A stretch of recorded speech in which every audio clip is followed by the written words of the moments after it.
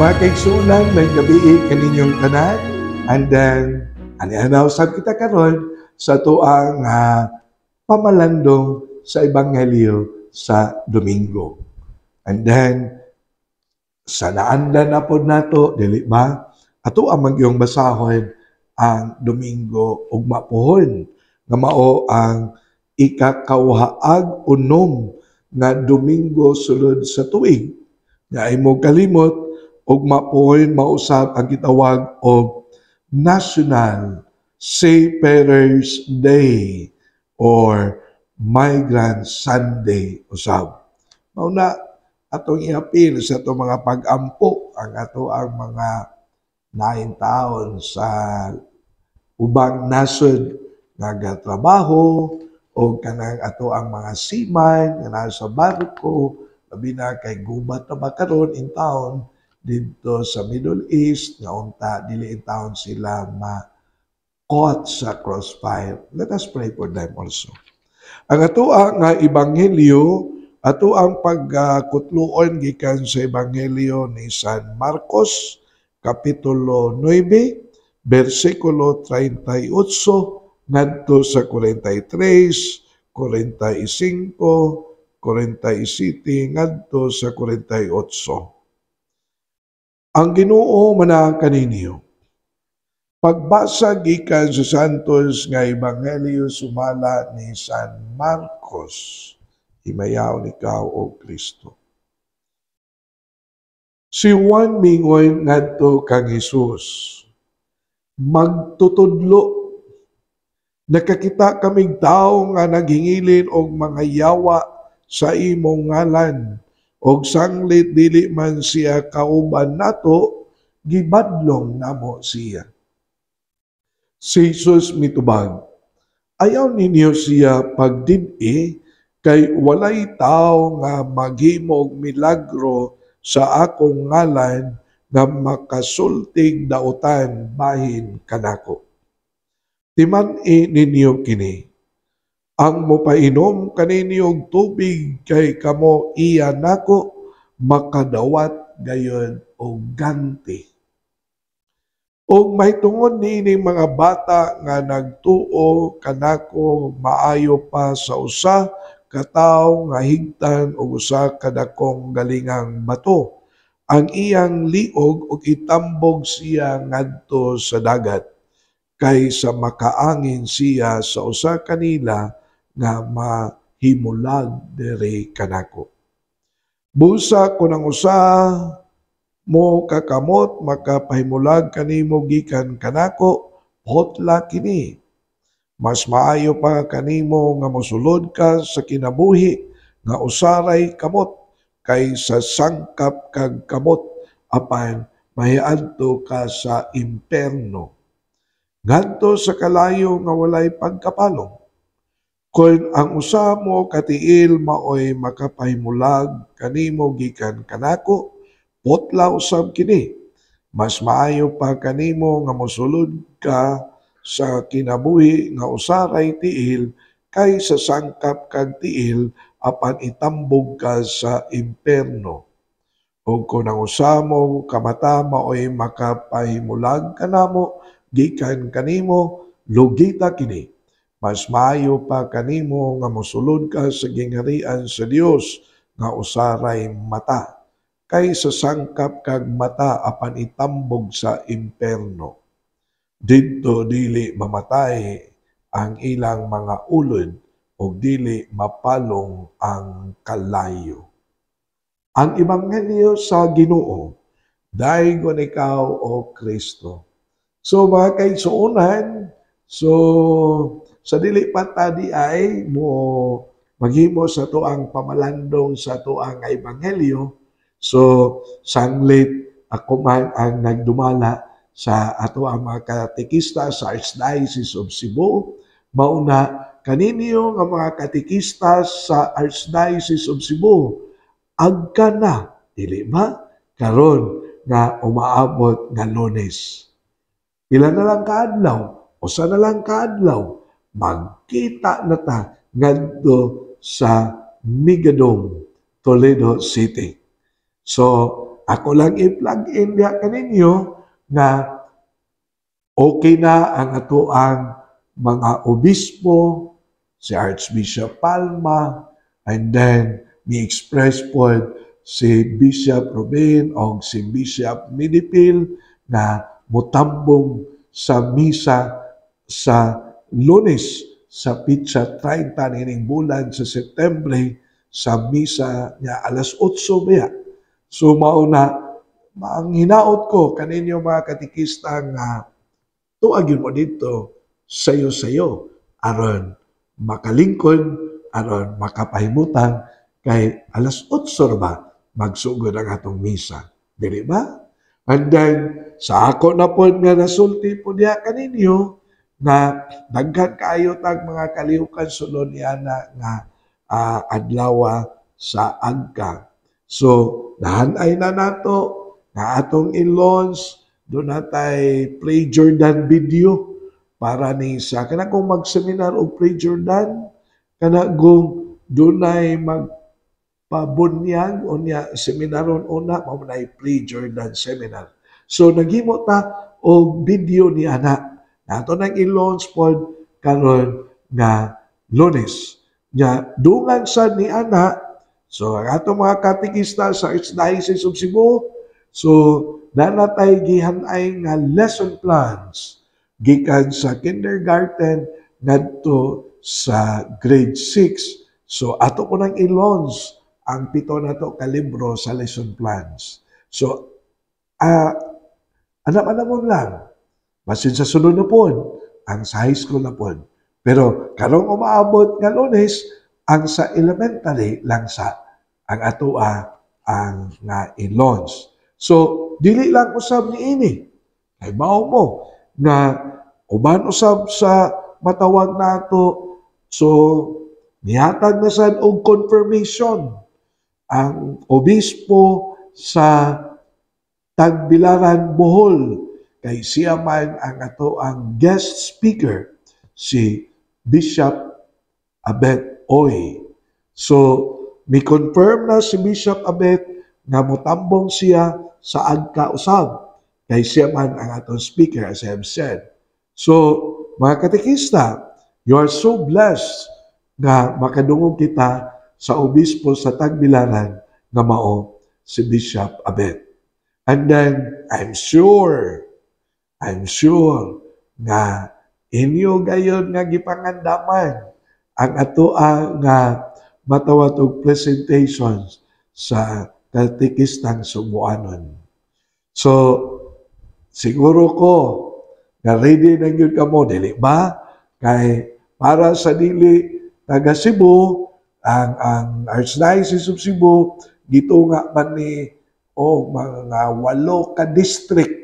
District 1, District 2, District 3, 4, 5, 6, 7, o 8. Mao na ang presentation namo sa Subuanong katikistang Subuanon nga ang matawag na to mo among presentation by district. Ready na mo, I'm sure. And then, manginaot ko na magmalampuson ang ato ang agka nga nagdala sa tima nga teachers of prayer and bearers of hope nga mingon ang mga katikista maoy mga magtutudlo sa pag-ampo ug maoy nagdala sa paglaom diha sa Kristohanong kinabuhi. Ato ning gikuha para sa mga dili tagas matawag na to sa Archdiocese of Cebu, ang maong tima ato anang gikuha sa gideklarar sa simbahan nga karong tuiga Year of Prayer, and then next year of hope na mausab ang Jubilee celebration sa simbahan. So atong iampo nga magmalampuson ang ato nga kalihukan. Napiton ko kamo mga katekista nga i-appeal sa inyong mga pag-ampo. I'm appealing. Kaya bisag unsa pa ta ka ready, pero do na biyay mga butang nga dili nato kontrolado sama pa nang bagyo. No?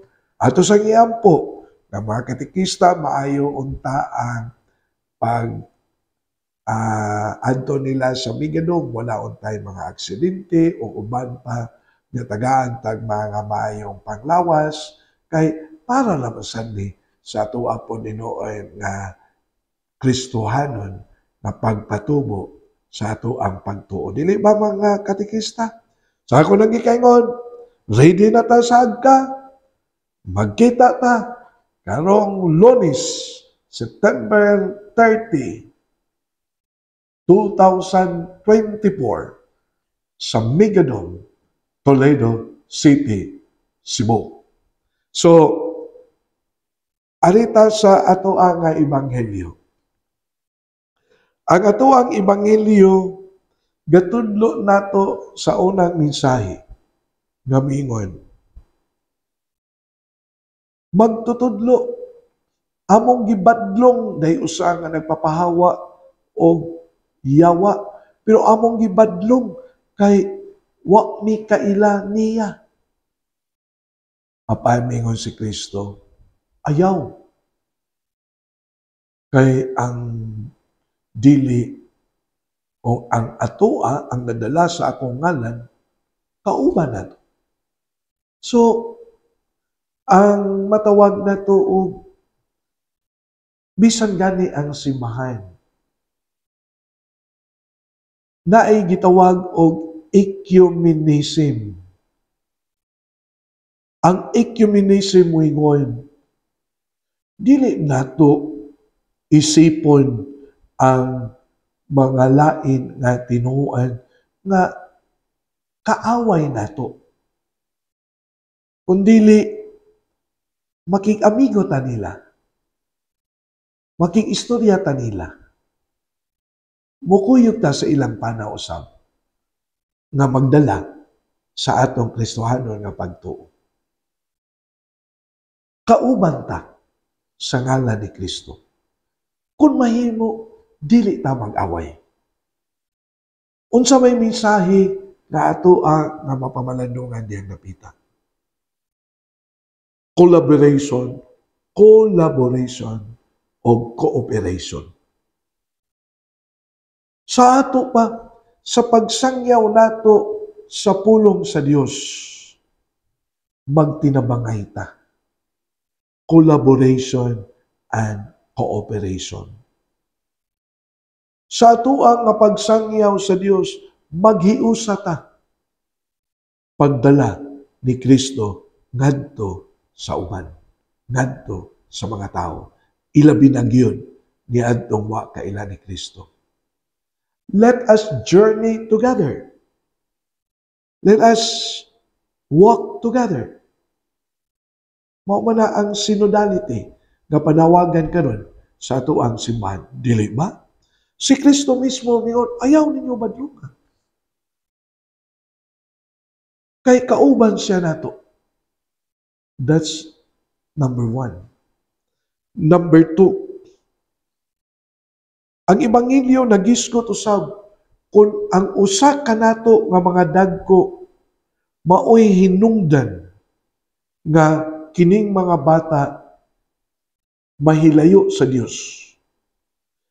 Ang mensahe diha, if we are the source of scandal sa mga inosente, sa mga tao nga nagkinahanglan o giya kanato, nga tungod kanato sila makasala. Nga tungod kanato sila hinuon, mahilayo sa Dios, and we are the source sa ilang pagpakasala. We are the source of scandal. Ang ebanghelyo mingon, maayo pa sa usa ka tawo nga higtan og usa ka dakong galingan nga bato ang iyang liog itambog sa dagat kay sa makaangin siya sa usa kanila nga mahimulag kanako. Nay pa og higtan, butangan, o galingang bato ang atong liog itambog sa dagat if we are the source of scandal, labi na sa mga inosente. Usahay na ba tungod sa atong mga pulong nga dili maayo, tungod sa atong buhat nga laway, tungod sa atong kinabuhi nga we are the bad example sa uban, mahimo kitang source of scandal sa uban. Bastang problemaha kung tungod sa mga ginikanan ang mga anak mahilayo sa Dios. Muhaumta sa ebanghelyo nato karon nga naipag o butangan o galingang bato ang atong liog gitambog sa dagat. Kung ugaling sa ato ang mga pulong pinulungan, daghan ang masakitan, kay lagi na sobraan. And we become the source of sin para sa uban. Ang ebanghelyo mingon, nay pa nga butangan o galingang bato ang atong liog o itambong ngadto sa dagat. Mauni nga nindot kaayo ang ebanghelyo nga mingon, kung ang usa nimo kabata mao hinungdan nga makasala ang tibok nimong lawas, lugi ka. Ang usa nimong kakamot kung mo hinungdan sa pagpakasala, putla. Di pwede usab nga ato nga gamitan og literal interpretation. Unsa may bote pasabot niini? Kini kon lugita, kuhaa, naipag, musulod sa gingarian sa Dios nga usaray mata o usaray kamot kay sa sangkap og unya ang tibuok lawas maangin diha sa pagpakasala. The urgency, ayaw huwata, ayaw ipalamay, ayaw kung ang imo nga pagtan-aw nga tungod ni ining mao nga sitwasyon samtang wala pa maangin ang tibuok nimong kinabuhi, wala pa mulamay ang maong gamay sala sa imo nga kinabuhi, putla na daan, hunong daan, samtang bag-o pa, samtang karon pa, samtang wala pa mapagan ang uban, o samtang naapay panahon nga makausab na sa atong kinabuhi. That is the message of the gospel.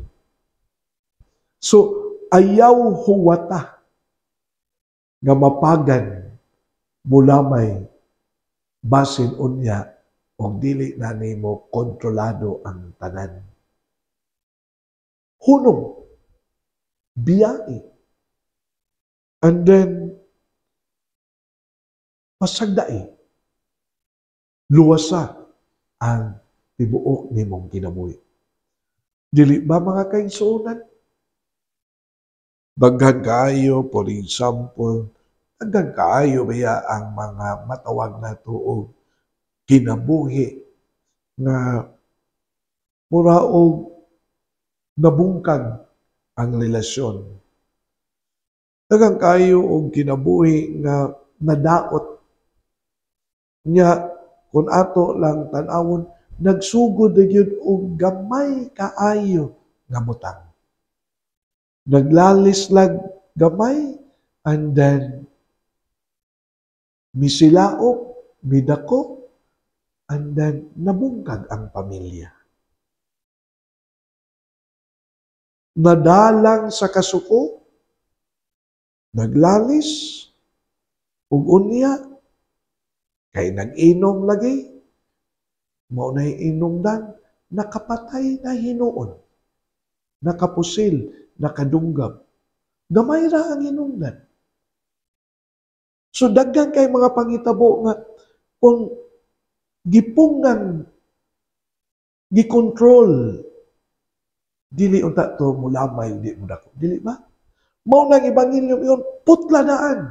Samtang wala pa malamay, wala pa madaot ang tibuok nimong nga lawas.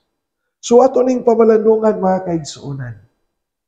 So nagisgot ko pirmero na let us journey together. And let us try our very best that we are not the source of scandal para sa uban, labi na sa mga inosente. Makabantay ganita nga mura o makadaot na to putla dayon, hunong dayon, samtang napay higayon. So ato ni nga pamalanungan anila sa dako to mga kaigsuonan nga atong iampo sa makanunayon ato mga igsuon nga mga masakiton.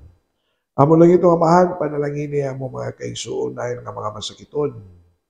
Kaya iwa sila tagsa-tagsa ka mga balatian o sakit. Yapisa lang mo sa pag-ampo ang mga nagbantay, nagatiman ang tagay sila o kadasig taas nga pailom sa pagatiman sa ilang tagsa-tagsa ka mga masakiton. Kinintanan among gipangayo pinagi ni Kristo among Ginoo. Amen. So mga kaigsuonan ani lang sa kukutob and then magkita na punta sa sunod na Sabado na sa samang oras alas 6 sa gabi and then sa atong FB account as Diocese of Cebu Catechetical Ministry kini si Father Joseph Intig ang kanunay nga naguban kaninyo nining ato ang pamalandong sa Ebanghelyo sa Domingo. Ang Dios manalangin kaninyong tanan sa kanunay.